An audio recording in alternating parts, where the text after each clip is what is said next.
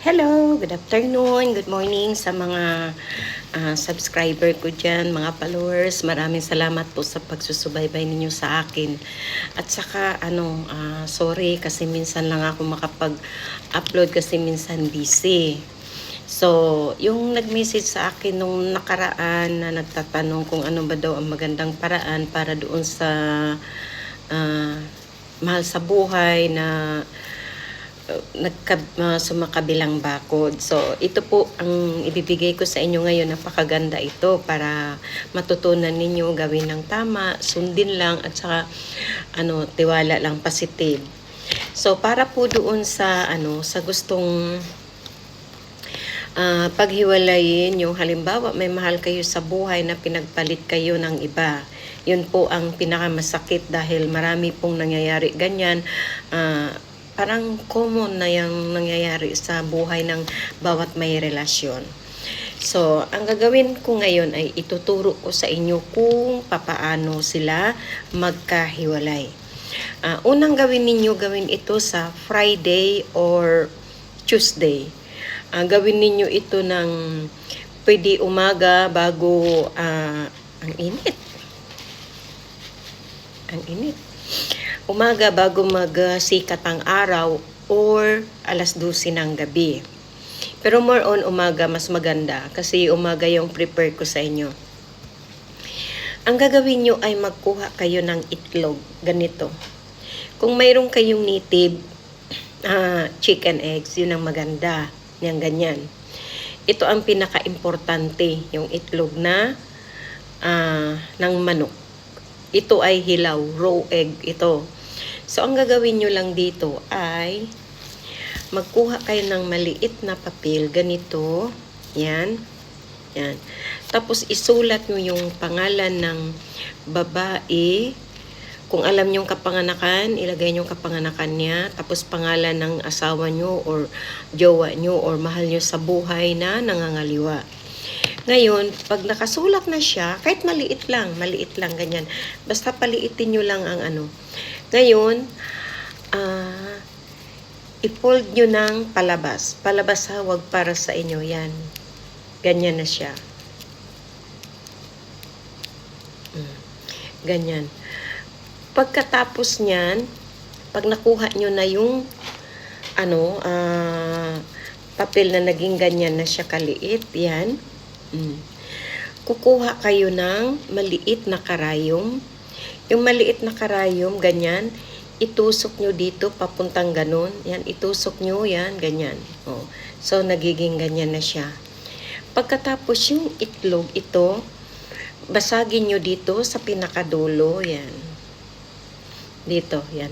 Pinakadulo, basagin nyo ng kaunti lang, butasan ninyo, butasan. Pagkatapos, huwag nyong alisin yung laman. Butasan nyo lang siya. Pagkatapos, yung sinulat nyo na papel, ganito, na may pangalan at kapanganakan. Kung hindi nyo alam ang kapanganakan ng babae, basta full name niya with family name. Ilagay nyo doon sa loob. Yan.